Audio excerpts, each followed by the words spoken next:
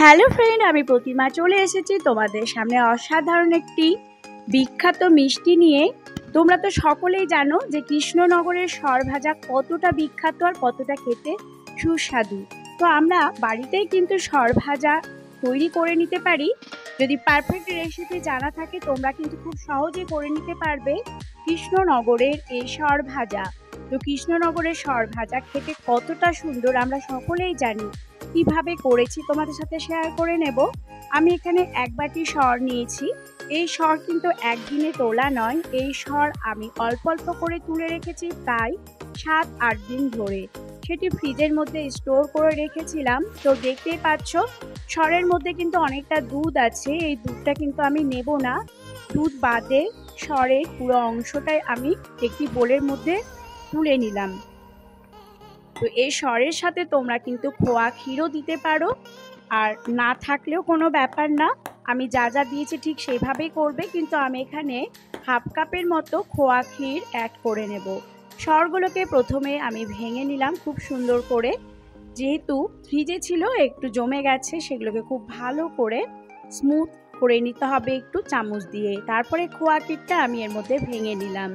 প্রথমে আমি এখানে এক বাটি ময়দা নিয়েছি। তো ময়দাটা অল্প অল্প করে প্রথমে দেব। তারপরে আমি নিয়ে নিলাম এখানে 3 টেবিল চামচ গুঁড়ো দুধ, আর এর মধ্যে গুঁড়ো দুধ দিলে কিন্তু অসাধারণ একটা টেস্ট হয়। এবার উপর থেকে আমি দিয়ে দিলাম ফ্লেভারের জন্য এলাচের গুঁড়ো। তারপরে আমি এখানে দেব 1.5 চামচ ঘি দিয়ে দেব। তো ঘি দিলে কিন্তু এই রেসিপিটা আরও সুস্বাদু হয়। উপর থেকে আমি এখানে দিয়ে দিলাম বেকিং সোডা হাফ চামচেরও কম। তারপরে সেগুলোকে খুব ভালো করে চামচ দিয়ে একটু মিশিয়ে নেব। উপর থেকে আমি দিয়ে দিলাম এখানে চিনি।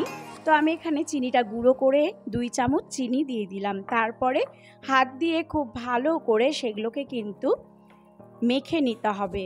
তো বন্ধুরা, এমনভাবে মাখতে হবে যেন একেবারে শক্ত না হয়, সেগুলো একেবারে সফট আর নরম থাকবে। আটা মাখার মতো শক্ত হবে না।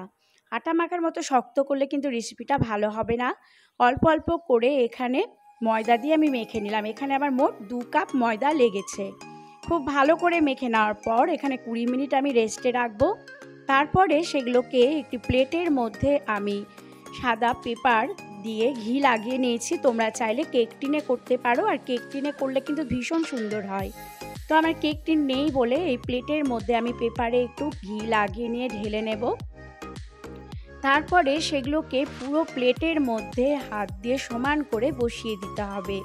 তো পুরো সরের যে ব্যাটারটি ছিল সেটি আমি ঢেলে নিলাম।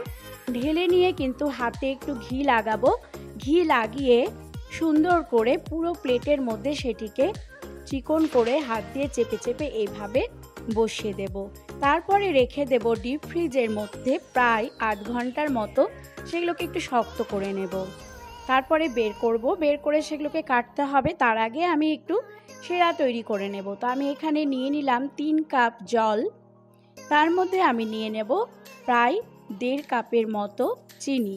তো সেরাটা কিন্তু একেবারে চ্যাটচ্যাটে খুব একটা ঘন হবে না, মোটামুটি একটু চ্যাটচ্যাটে হলেই কিন্তু সেরাটি নামিয়ে নিতে হবে।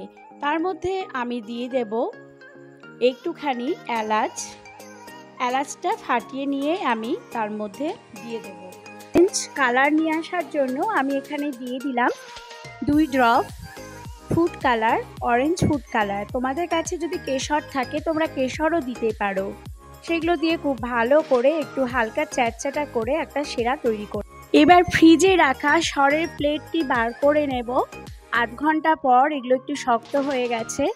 তো প্লেটটি বের করে নেওয়ার পর আরেকটি প্লেটের মধ্যে সেটিকে উপর করে বসিয়ে দিয়ে উপরের প্লেটটি আস্তে করে তুলে নিতে হবে।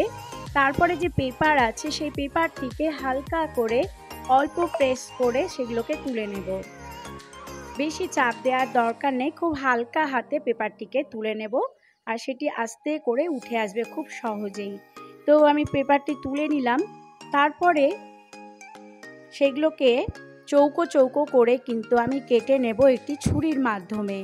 তো ছুরি দিয়ে খুব সহজে সেগুলোকে আলতো হাতে চৌকো চৌকো করে আমি পিস করে নেব, বরফির আকারে কেটে নেব।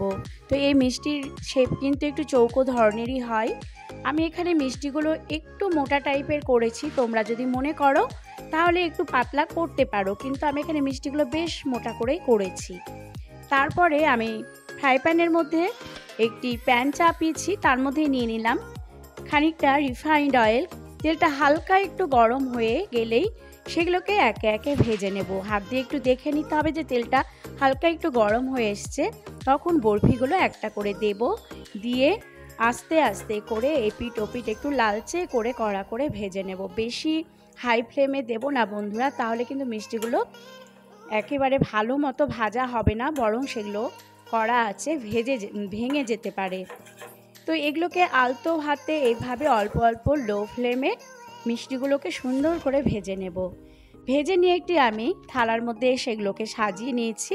এবার যে সেরা তৈরি করেছিলাম সেই সেরাগুলো উপর থেকে এইভাবে ঢেলে ঢেলে দেব। তো এইভাবে সেরাগুলো উপর থেকে আমি দিয়ে দিলাম, দেওয়ার সাথেই কিন্তু দেখো মিষ্টিগুলোর মধ্যে সেরাগুলো সুন্দরভাবে অ্যাবজর্ব হয়ে যাচ্ছে। তো এইভাবে তোমরা তৈরি করে নিতে পারো কৃষ্ণনগরের মিষ্টি। বিখ্যাত মিষ্টি হচ্ছে সরভাজা, আর দারুণ লাগে খেতে। এইভাবে সরভাজা তোমরা করে দেখবে যে কতটা সুস্বাদু, কতটা টেস্টি। একবার করলে কিন্তু বাড়িতে সকলেই চাইবে যেন বারবার যে কোনো অনুষ্ঠানে এই সরভাজা মিষ্টি করা হয়। আমরা তো প্রত্যেকে মোটামুটি বাড়িতে ডেলি দুধ খাই, একটু করে সর তুলে রাখলে কিন্তু এই সরভাজা মিষ্টি আমরা খুব সহজেই করে নিতে পারি। তোমাদের রেসিপিটা কেমন লেগেছে তোমরা অবশ্যই আমাকে কমেন্ট করে জানাবে। যদি ভালো লেগে থাকে অবশ্যই লাইক কমেন্ট শেয়ার করতে ভুলবে না। তো বন্ধুরা, এভাবেই তোমরা আবার পাশে